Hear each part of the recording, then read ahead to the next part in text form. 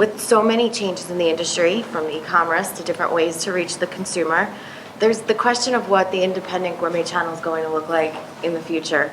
So we just wanted to talk about the changes that are afoot in the industry and how that's going to impact your business going forward. So let's start with millennials, and as they start to settle down, they've really started to turn to this channel to make homes for themselves, whether it's in urban or they're buying homes and settling in, but they want an authentic shopping experience, not just walking into a store. So how are you providing that to them? And I'm going to start with you guys. Okay. Well, first of all, the millennial is a new breed of people, and they're very attached to all their electronic gadgets. They are very focused on wanting to gain knowledge before you even offer what this feature, advantage, or benefit of this product is, because they think that they've already researched it. So it's a learning process for us. We're baby boomers, and we're trying to understand that new audience that's coming into our store. But what we do is we give them an experience. Exactly. Yeah. I think, and they're not used to that. They kind of like, what are you trying to tell me? So to softly approach them, make them feel like they do know what they're looking at, but then come alongside with things that they may not know about the product, because when you get product information, it does not tell you everything that something can do. So I really feel we have a responsibility to help educate them, come alongside them, not treat them like they're our children. So it is a challenge, but it's a lot of fun interacting with them, because we're enough senior to them that there is respect. I believe David said they've already done some research in it, and they're looking. That used to intimidate me when they're looking on their phone. You're like, okay, they're comparing prices. They're not always. It's not always the case, and so that's a little change for us too. Is we have to really understand that that device is part of their extension and part of most of our extensions, and so we have to constantly keep thinking of ways to get our message out, or whatever our message is. We open all the boxes, so when people come in, we've invited them to bring in their own produce. We have a full kitchen, and so we'll get out the cutlery, we'll get out the cookware, and we'll make things in the kitchen with them if they're curious about a product. And when a customer comes in and they have questions, we always invite them, let's get it out of the packaging, we can take the tags off. We have sort of that freedom there, as opposed to the bigger box stores, to really let them get their hands on it and ask the questions. And we feel like we're an experience store in that it is a lot. I do have a lot of younger employees, and so they really are reaching out to their own peers, and you just feel comfortable when you come in and are speaking with them, because they're speaking on their level.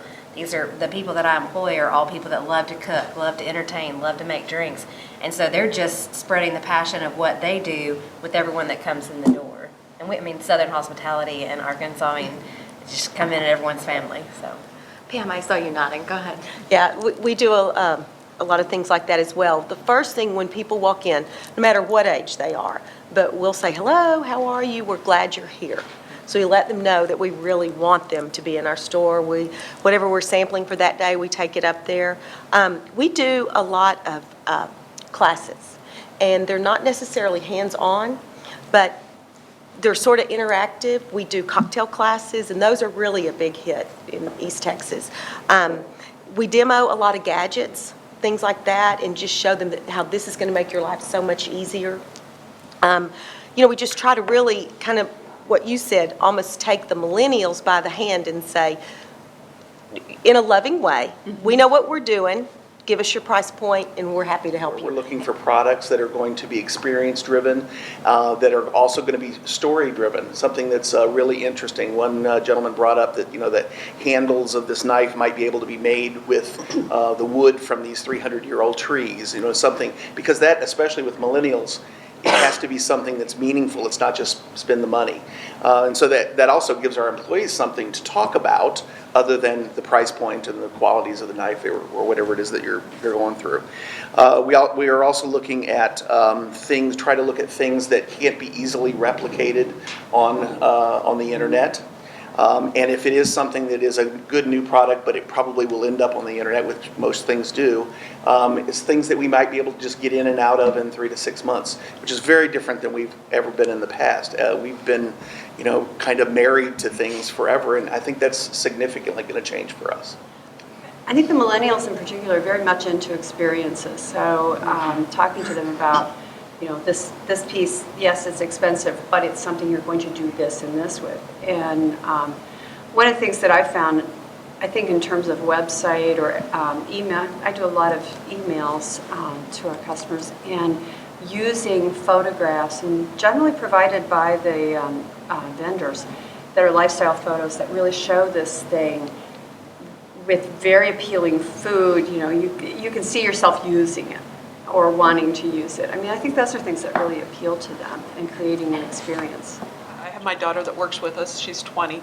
And then I have another employee that is like a daughter to me, and she's the same age. So having both of them in the store working for us, nobody's afraid to approach them. And they're very knowledgeable, and they're very energetic, and they're great with all of our customers. So they've helped me even with the social aspects of it, as far as social marketing, our TV commercials. They just kind of help keep it young and fresh. They do a lot of the displays, so they're always a little quirky, and they just put a whole different eye on it.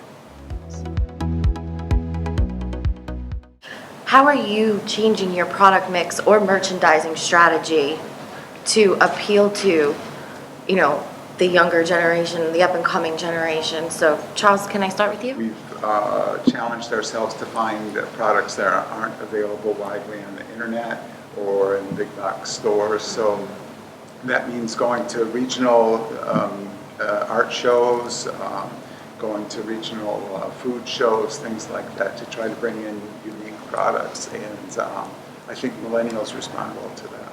What about local goods? Have you been bringing more local goods into your mix as well? That's always been a part of our strategy, to bring in particularly local foods, honeys, jams, that kind of thing. Sure. Everybody likes that, Emily. When you have made in Oregon, made in Washington, made locally in your area, gourmet foods, or if you're actually making something in your own store, like we do the fresh fudge, that signaturizes you. Everybody, every age range loves that, especially if they're visiting the area. Oh, do you have something that from the area that I can take home, symbolic of where I've been, or a gift that I want to give? So that's really important. We all have something over the big majors. We offer an experience. We offer them happiness. We have people, this is such a happy place. I mean, the enthusiasm that we put forth, because most of us are owners, it's our passion. I think with product, we know the story behind 99% of what we have in the store. That's what they don't get anywhere else. We live in a unique community. We have we're the #4 retirement home in the United States. So we have a lot of baby boomers and such. But then we get 600,000 people that come to Christmas for our Christmas festival. So you get you're dealing with three different worlds really, because you are dealing with the baby boomers, the millennials, and then you're dealing with a massive amount of tourists that don't want you to change a whole lot. They want to recognize what you've got when you come in. So that in itself is a real challenge. And so what I do is I focus big time on my food section, bringing in local products, as many local products as I can. I try to stick with as many products as made in the United States as possible, because that's a big deal now. And then of course, when you walk in our store, we greet them. They're handed immediately a cup of coffee or cappuccino. We have samples of our foods serviced. We have a kitchen in the back, and we do cooking classes. And so we try to appeal to people just through the interaction, because you can walk into any store, but to have an experience in a store is a different one. I bring my 2 girls to market with me. So I have 2 20-year-olds with me at market, and they've been coming with me for several years. They provide such a different outlook. Yes. And what I think is cool, they don't necessarily, they're like, no, don't buy that, that's bad, don't buy that. But then they'll pick up something and go, oh my God, this is the coolest thing ever. And so they're kind of in that age range, and so we try to keep the younger, and they make me look at things that I would never have even looked at. They'll pull it in and say, no, check this out, look at this. If it's patterns for linens or napkins, aprons, tools and products. But they have been huge in giving me that different eye. Because just because I like it doesn't mean everybody else in the world likes it. We all walk through our door, and it's we're just going to work. We're getting back into the groove of things. But I recall we were having a conversation, and one of our team said, gosh, somebody just walked by and says, oh, that's just the kitchen store.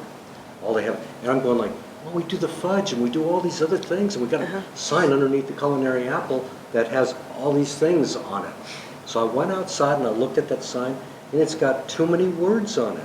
And it's been hanging up there for 6, 7 years. 10 years. So we changed these 25 words, fresh fudge, local wines, all these things, all these bullet points, and we said Culinary apple, besides a store to experience, for kitchen necessities and gifts. Kitchen and gifts. Now we're not just a kitchen store anymore. We are gourmet foods, candies, high-end chocolates, kitchen, cookware, linens, all such as that. We bought a line of watches yesterday. And you think, but when we looked at them, I saw them, I said, you know, that looks like hard candy. Those watch bands look like they're made of hard candy. They're expensive. They're going to retail for $90. But what we talked about was incorporating them in to our big Easter cooking event that we do. We have all the vendors come in, Le Creuset's there, Swilling, so everybody's there. And so we have a high volume turnaround. They'd be darling in a college kid's Easter basket, or a cute Easter gift for your wife, tie it around a knife or something like that. So that'll be a $90 ring for us. How are you balancing your branding and your promotions to look bigger than you are? And I'd like to actually start with Karen, because you do a good job. Thank you. You're welcome. Well, my background is graphic design. I was a design professor for 35 years. So this is the thing that's, this is my thing.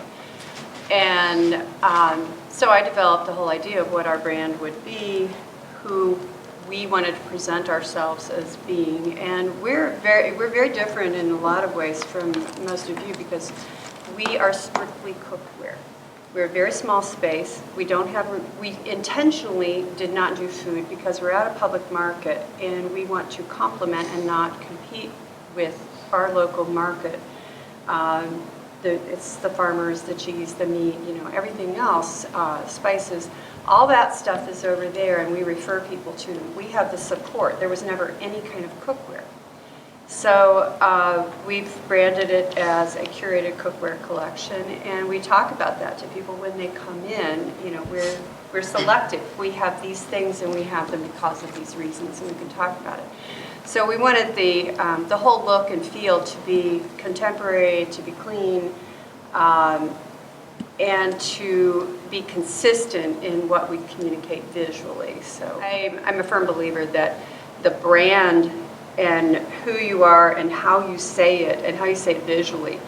And if you haven't paid a designer to develop your look and your feel and everything about you from your logo on down, and brand isn't about just the logo, then I think you're really missing something, because it can speak volumes. And if you look at really successful companies, that's what they have.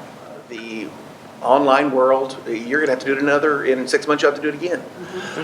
Not necessarily rechange all the branding, but rethink all of those pieces and what it looks like. And it's been years since we've been able to accomplish that. And it's not cheap, but it does make a difference to those customers who are driven by that. Most of us sitting around here are not necessarily driven by that so much, but those customers we have are. It's a challenge, because keeping it up to date is that's one of my biggest challenges, is making sure that I don't leave things on there like I did last week, from Thanksgiving, and finding the time and really building that into what you do. That's hard. So now, Charles, you just renamed your store. So how do you feel like that affected your brand and your branding and your customers? And So the story is, we started Toque Blanche in Half Moon Bay 10 years ago, and then 3 years ago we bought an existing store in Santa Cruz that had been there for years called Chef Works. Santa Cruz is a town that doesn't like a lot of change, so I wanted to go slowly. So I made a lot of change to the way the store looked inside, the product mix, the displays, what's basically everything except the name. I left it as Chef Works, which also competes with the name of another company in a similar industry and adds some confusion. I knew I eventually had to change it. So this year I changed the name of the Chef Works store to Toque Blanche and kind of redid the color scheme of both stores to integrate them and have been rolling that out. So that's been a fun project, but it forced me kind of to modernize the look and feel of our Toque Blanche brand that has been around for 10 years as well.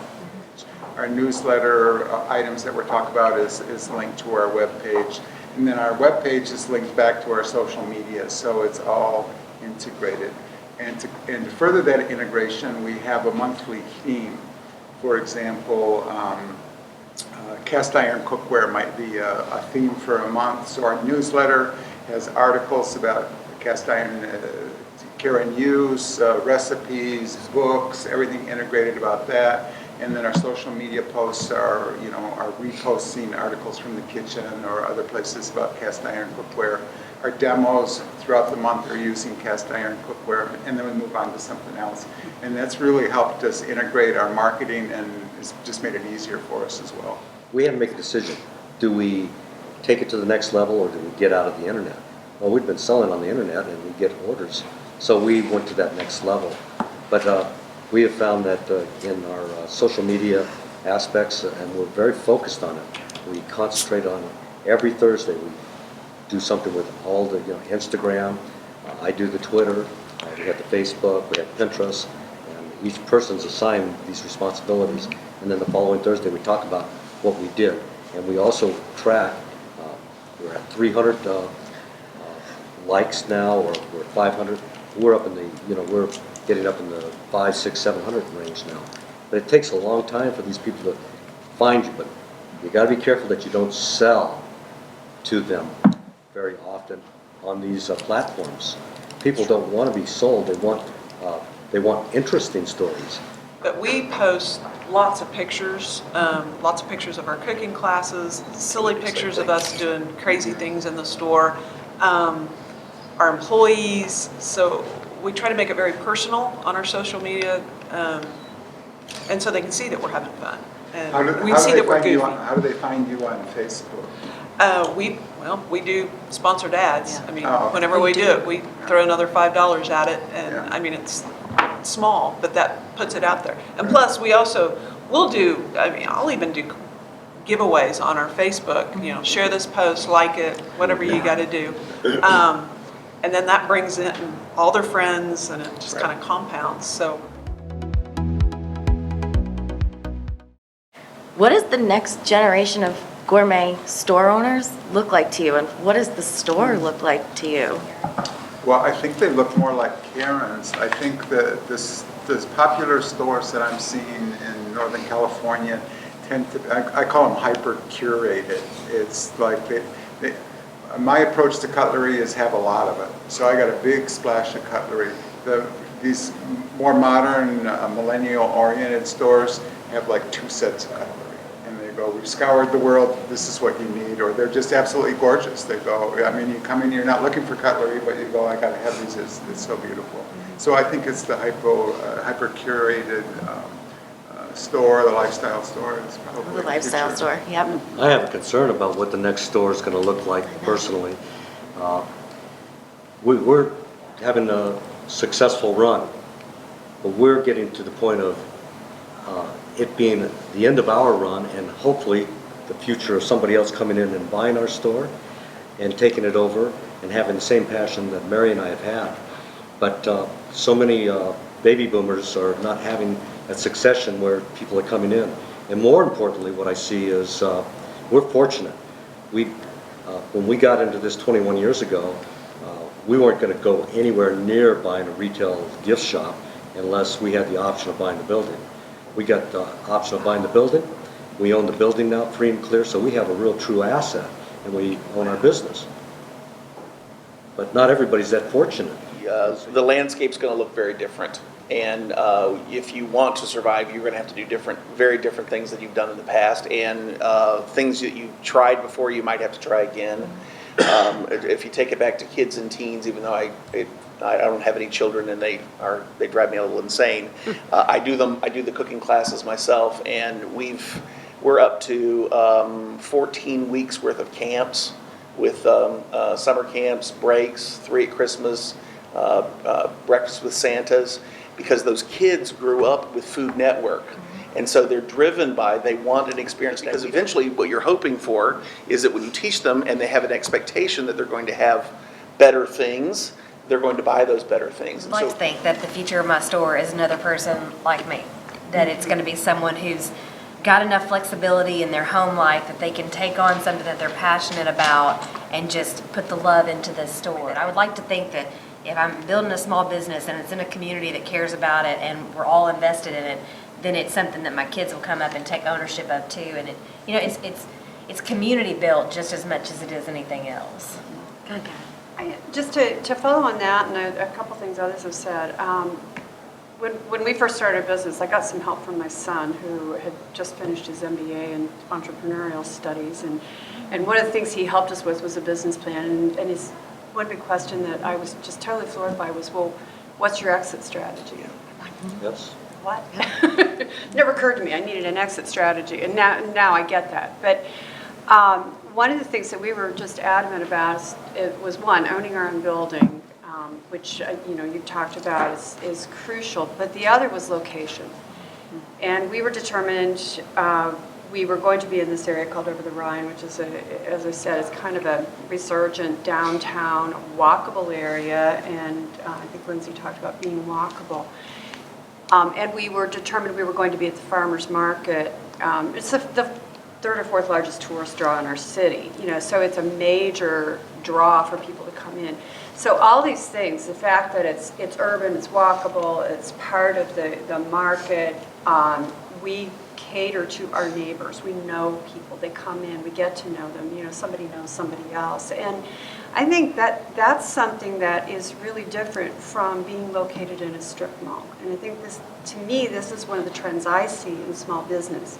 So as far as exit strategy, if Leah decides she does not want anything to do with it, I've had people already to approach me to buy the business. We own the building. There's a loft area in the back that we haven't renovated yet, but we're going to. It's an old building. It needs some more renovation. The front part's good, the back part needs some TLC. But we're pretty sure we can sell the building, we can sell the business. We're on Main Street in downtown. Our town's about 40,000. We've got 2 world-class museums in our town, which is a great draw. We're a very agricultural area. We have a huge medical facility, so we draw people in from a lot of areas. Where we're at is all small business, like you, on Main Street. It's all locally owned. We know our customers, they know us. I'm pretty sure if I said, all right, she doesn't want it, we're gonna either sell the building, close, do the whole thing. I think I could be all right with it. But it is something that we need to think about a little closer. Lindsey, you actually took over the store from somebody else, so what was that succession like for you? So I've been a customer for years, actually buying gifts for my husband, not really even myself, because I felt like I already had everything. I used to sell Pampered Chef, so I was fully equipped kitchen. But I just went in and talked with the owners, and they were really particular. They were not going to just sell it to anybody.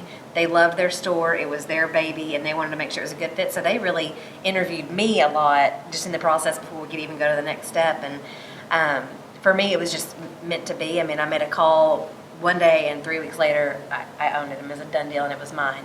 And they stayed on with me for 2 full weeks. We basically lived together at the store and showed me everything. And I bought it in August, and so we basically did all my Christmas orders. I mean, it was like I just went in right before the fire, and having that intense time with them, bonded me to them, and then we did the owner financing a little bit so that I could keep them engaged, because they moved to Asheville to open another store, but that kept them on the phone with me, and they kind of walked me through those first 6 months, and now they are back and they're in the same area as me, and we're very good friends and partners in running our business association in our neighborhood. But I feel like that's what would happen again, is it would be a customer, it would be somebody that wanted to see that, and I think it would be that same experience. It just, I still go back to the community thing. We're a neighborhood kitchen store and a neighborhood base, so.